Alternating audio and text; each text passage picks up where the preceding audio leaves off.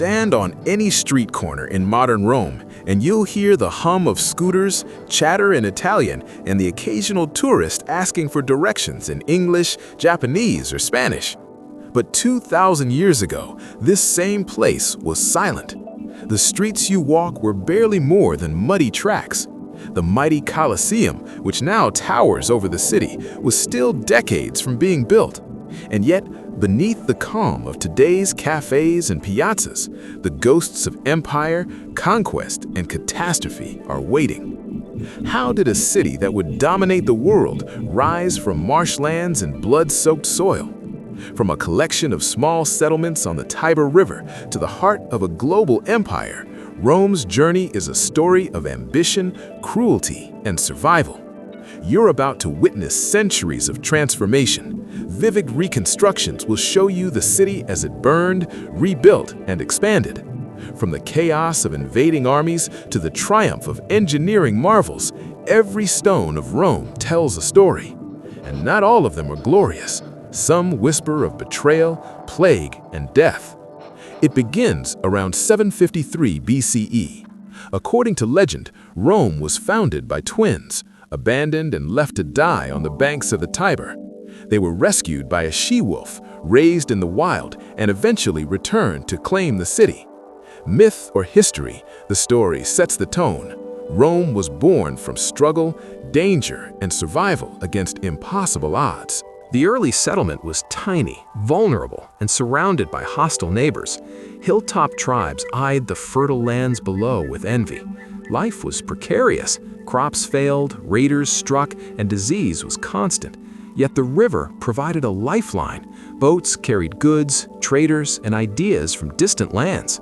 By 600 BCE, Rome was no longer just a collection of huts. It had walls, forums, and markets.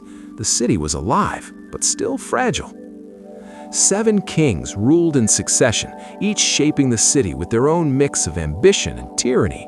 Tarquin the Proud, the last king, built structures that still define Rome today, but his cruelty ignited rebellion. In 509 BCE, Romans threw out their king and declared a republic. It was a moment of hope, of citizen rule, of optimism. But Rome's enemies did not vanish overnight. The Republic faced almost constant conflict. Neighboring cities and tribes challenged Rome's borders, and each battle left scars on the city and its people. Patricians and plebeians fought for power, sometimes violently. The Forum became a stage for political drama, where speeches could inspire wars or end careers. Rome's population was small, perhaps 30,000, but its ambition was enormous. Even as the Republic grew, a shadow loomed. The Mediterranean was not just a trading hub, it was a battlefield. Carthage, Rome's rival to the south, became an existential threat. Hannibal, the general with the elephant army, crossed the Alps, bringing death and fear into the heart of Italy. Rome faced annihilation, and yet, through cunning, resilience, and brutality, the city survived. By 146 BCE, Carthage was destroyed. Rome had emerged as the dominant power in the Western Mediterranean. But victory came at a price. Wealth poured into the city, but inequality grew. Slaves worked the farms, the mines, and the households of patricians. Streets were crowded, sanitation was poor, and disease spread like wildfire. Epidemics claimed thousands, sometimes tens of thousands, in a single year. Imagine a single street in Rome in 100 BCE. Merchants calling out their wares, chariots rattling over cobblestones. A slave collapses, coughing blood. Nearby, a senator debates tax reform. And across the Forum, a fire erupts, consuming wooden buildings within hours. Rome was magnificent, but always on the edge of disaster. The Republic eventually collapsed under the weight of its own ambition. Julius Caesar crossed the Rubicon in 49 BCE, defying the Senate, and civil war consumed the land. Caesar was a man of vision and danger. He reformed laws, expanded the calendar, and conquered Gaul, but his ascent terrified Rome's elites. The Ides of March 44 BCE saw him stabbed to death by senators in a conspiracy that changed the city forever. His death was not the end, it was only the beginning. Rome plunged into chaos, with Octavian, Mark Antony, and Cleopatra vying for control. Blood spilled on the streets. Rome itself became a chessboard for ambition and betrayal. And yet, from this chaos emerged the first emperor, Augustus. The Republic ended, and the empire began. Under Augustus, Rome reached heights no one imagined possible. Roads, aqueducts, temples, and forums reshaped the city. Population exploded to over 1 million people, making Rome the largest city in the world. Marble replaced mud. Statues of gods and emperors towered over the citizens, and the Tiber, once a lifeline, now carried barges of stone, grain, and slaves from across the empire. Even in this golden age, disaster lurked. Fire was constant. In 64 CE, the Great Fire of Rome tore through neighborhoods for 6 days. 70% of the city was destroyed. Rumor blamed Emperor Nero, who allegedly played music as the city burned. Thousands were homeless, starving, or dead, and yet Romans rebuilt, faster, grander, more resilient than before. You might think that such destruction would break a city, but Rome had a secret: its ability to adapt, to absorb catastrophe, and to transform it into grandeur. And this resilience would be tested again and again. Plague struck repeatedly. Smallpox, malaria, and other diseases swept through the streets. Military campaigns brought foreign illnesses, killing tens of thousands. By AD 180, the Antonine Plague claimed an estimated 5 million lives across the empire. Streets emptied, markets closed, temples stood silent. The city that once welcomed the world now faced invisible enemies at every gate.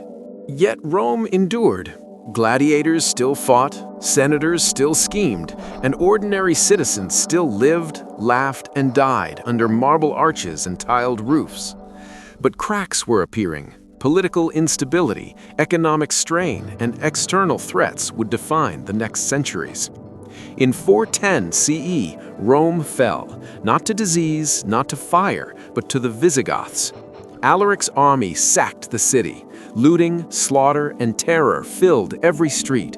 The population, now reduced dramatically, witnessed temples torn down, treasures stolen, and homes burned. For many, the eternal city seemed anything but eternal.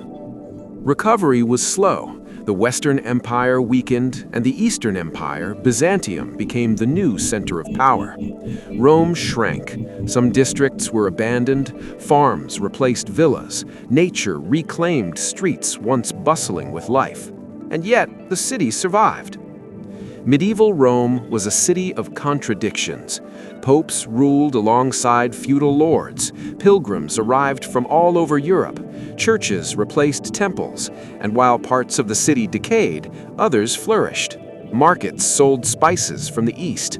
Artisans crafted mosaics that still amaze today. But disease remained a constant threat. The Black Death in the 14th century wiped out nearly half of Rome's residents. Entire neighborhoods vanished.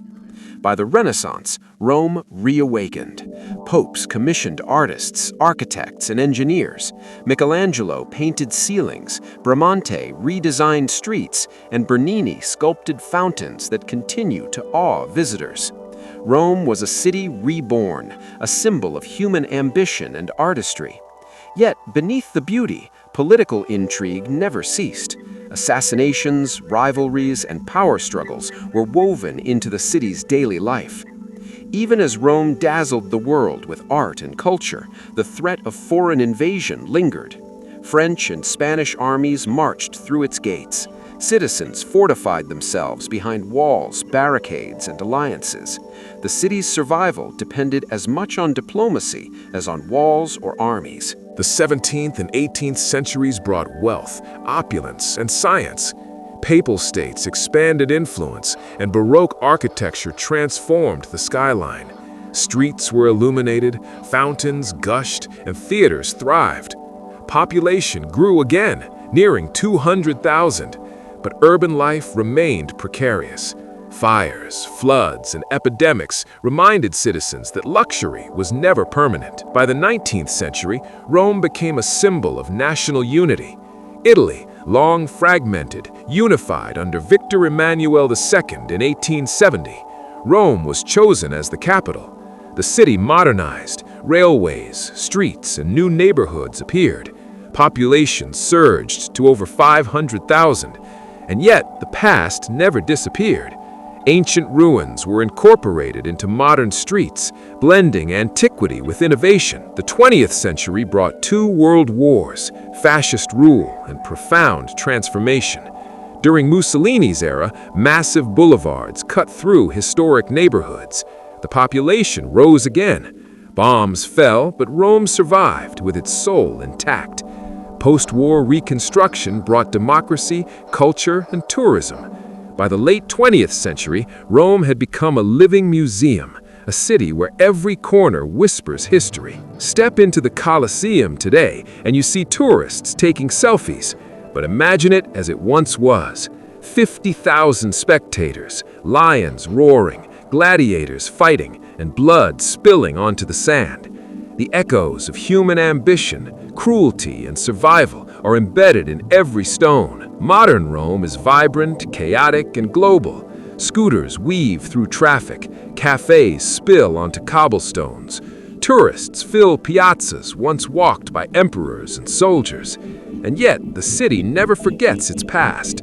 Streets follow ancient routes. Churches sit atop temples. Underground catacombs preserve secrets. Rome is a palimpsest of human history, layers of glory, disaster, art, and blood. If you're standing near the Pantheon today, you are literally walking where Roman citizens prayed 2,000 years ago. Step into a modern market and imagine Julius Caesar negotiating with merchants over wine, grain, and oil. The city is alive, yet haunted.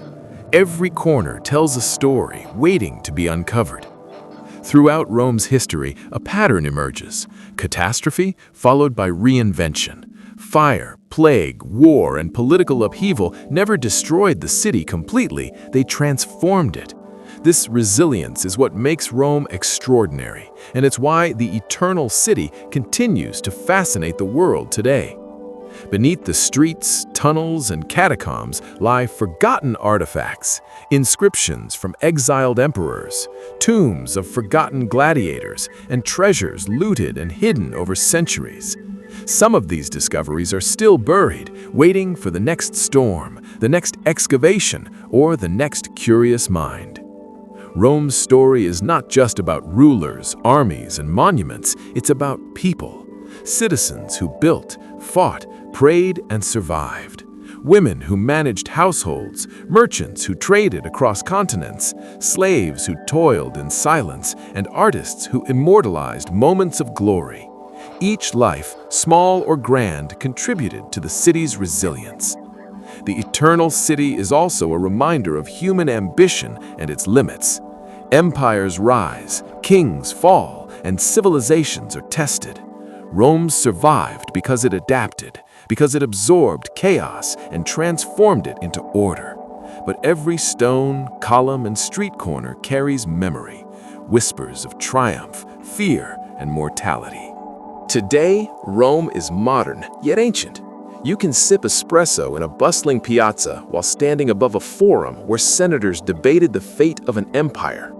You can admire Baroque fountains while imagining the blood-soaked sand of the Colosseum below. Rome is a living storybook, open for those willing to look beneath the surface.